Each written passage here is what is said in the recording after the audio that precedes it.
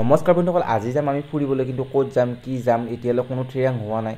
আমি গোটেইকেইজন ওলাই আহিছোঁ, ধুনীয়াকৈ গা পা ধুই ওলাই আহিছোঁ, কিন্তু এতিয়ালৈ গাড়ীৰ ভিতৰতে আলোচনা হ'ব। আমি ক'লৈ যাম, কি কৰিম, কি খাম কি নাখাম তাতে আলোচনা হ'ব। এতিয়ালৈ আমি একোৱে আলোচনা কৰি আপোনালোকে চাই থাকিব।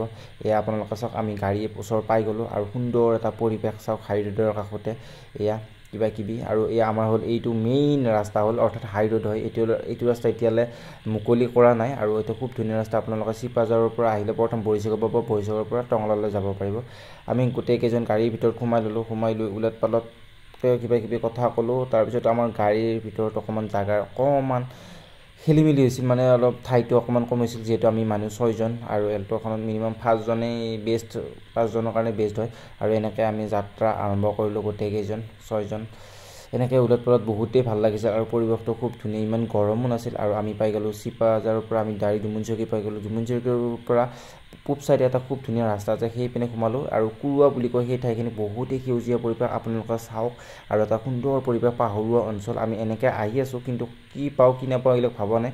আৰু এইপিনে আহোঁতে আমি ৰাতি এটাই অনুভৱ হৈছে, মানে এটা যাতে ইমান ধুনীয়া পৰিৱেশ, যাতে আমি শ্বিলঙতে আহি আছোঁ জানো তেনেকুৱা এটা ফিল হৈছে।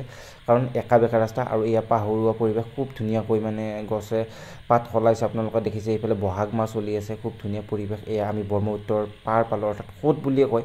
আমি গোটেইকেইজন ইয়াতে নামিলোঁ, যদিও ৰ'দ দি আছিল, অকণমান কষ্ট হৈছিল, পূৰা বহুত বেছিয়ে মানে তাপ লাগি আছিল। তেনেকৈ বতাহও চলি আছিল লাহে লাহে। আমি এনেকৈ নামি গ'লোঁ ব্ৰহ্মপুত্ৰৰ পাৰৰ ফালে। আৰু ইয়াতে এখন জাহাজ হাট অৰ্থাৎ ফেৰী ঘাট আছে, তালৈ যদি যাব পাৰি যাম। আৰু ইয়াতে মাছমৰীয়াই মাছ মাৰি আছে, আপোনালোকক দেখুৱাব চেষ্টা কৰিম। আৰু ৰ'দটোও যথেষ্ট বেছি আছিল, অকণমান কষ্ট হৈছে গোটেইকেইজনৰ আমাৰ, কাৰণ ওচৰত গছ গছনি একো নাছিল। এতিয়া আপোনালোকে চাওক, এয়া খৰাং বতৰ, কাৰণ দেখিছে গোটেই মাটিবিলাকতে ফাট মেলিছে। আমি গোটেই 6জন একদম ব্ৰহ্মপুত্ৰৰ পাৰলৈ, অৰ্থাৎ ব্ৰহ্মপুত্ৰৰ ওচৰলৈ গ'লোঁ।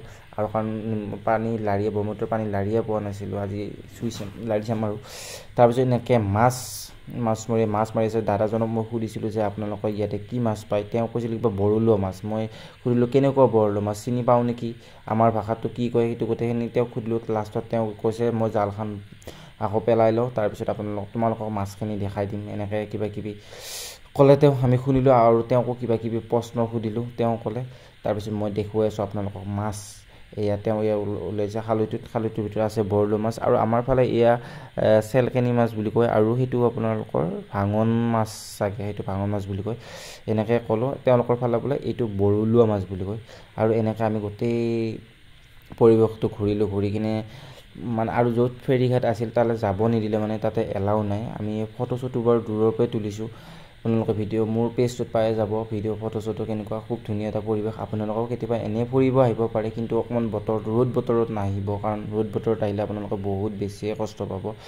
এনেকৈ আৰু আপোনালোকে চশমা পিন্ধি আহিব, কাৰণ পূৰা ডাইৰেক্ট সূৰ্যৰ ৰশ্মিটো পৰি থাকিলে চকু মেলিব নোৱাৰিব। আপোনালোকৰ মাইগ্ৰেইন যদি আছে বহুতেই অসুবিধা হ'ব, মানে তেনেকৈ চশমা লৈ আহিব। আৰু হাৰামজাদাক মই দাঙি দিছোঁ কিবা কৰিব এনেকৈ আৰু জমনি ফূৰ্তি কৰি আহিলোঁ আমি তাৰ পৰা। আৰু বহুত বেছি টাইম তাতে থাকিব পৰা নাছিলোঁ, কাৰণ বহুত বেছি ৰ'দ দি আছিল আৰু গছ গছনি ওচৰত নাছিল ছাঁ ল'বা। সেইকাৰণে আমি গাড়ীৰ ভিতৰত গোটেইকেইজন সোমালোঁ আৰু বহুত ঘামি জামি গৈছিলোঁ।